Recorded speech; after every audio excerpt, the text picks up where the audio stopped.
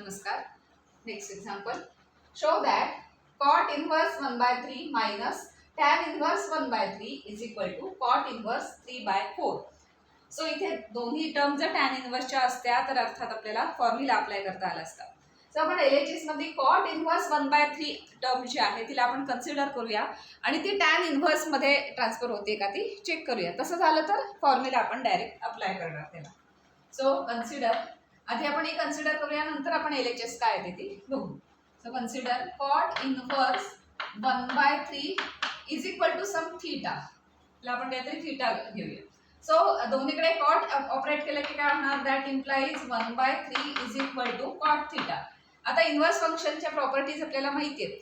Inverse function हा topic चालू होता तेव्हा आपण ह्यातली बरीच एक्झाम्पल्स सॉल्व्ह केलेली आहे. So 1 by 3 is equal to cot theta. पण कॉट आणि टॅनचं कारण आपल्याला शेवटी टॅन इन्व्हर्स मध्ये घ्यायचे.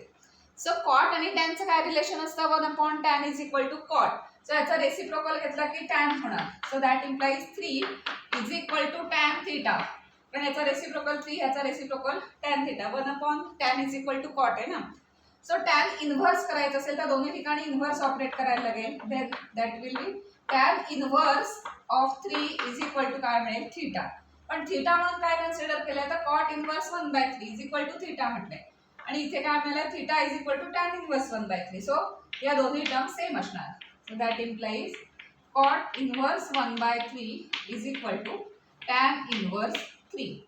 आता ही टर्म आपल्याला मिळाली त्यामुळे आपण LHS कन्सिडर करूया आणि तिथे या टर्मने तिथे रिप्लेस करू म्हणजे आपल्याला फॉर्म्युला अप्लाय करता येईल.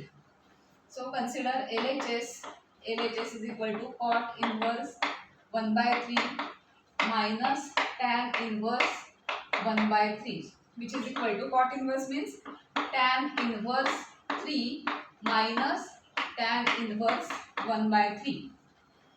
आता ह्याच्यासाठी tan inverse x minus tan inverse y तो फॉर्म्युला आता इथे अप्लाय करणार आहोत.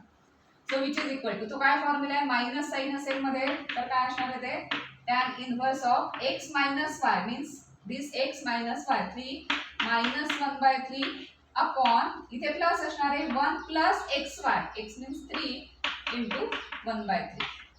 So which is equal to tan inverse of, आता हे कॅल्क्युलेट करूया, 3 into 3 म्हणजे 9 minus 1 8 by 3 अपॉन हे 3 कॅन्सल केले 1 plus 1 upon 2. सो आता a अपॉन b आणि मग अपॉन c येते, मग a अपॉन bc असं होतं ते.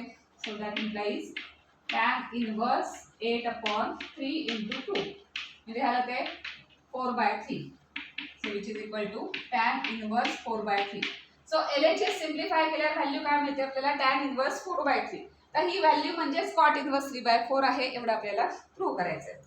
So suppose tan inverse 1 by 4 by 3 is equal to some alpha. हे अल्फा असेल तर काय होणार, 4 by 3 is equal to tan alpha. फक्त टॅन ऑपरेट करणार आपण, जसं ह्या ठिकाणी केलंय तसंच सेम करायचंय. मग टॅन आणि कॉटचं काय रिलेशन आहे, रेसिप्रोकल. त्यामुळे 3 by 4 इज इक्वल टू काय होणार, cot alpha. So that implies 3 by 4 is equal to cot alpha. मग याला इन्व्हर्स दोन्हीकडे ऑपरेट केलं तर काय होणार, that implies cot inverse 3 by 4 is equal to alpha. पण अल्फा ही व्हॅल्यू कशाची आली, अल्फा कशाला कन्सिडर केलं होतं तर टॅन इनवर्स 4 by 3 ला. टॅन इनवर्स 4 by 3 म्हणजे काय, LHS ची व्हॅल्यू आलेली. सो LHS ची व्हॅल्यू आणि RHS ची व्हॅल्यू सेम झाली, कारण अल्फा म्हणजे काय होता, LHS ची व्हॅल्यू आहे. So LHS is equal to cot inverse 3 by 4 which is equal to RHS. Hence here statement is true.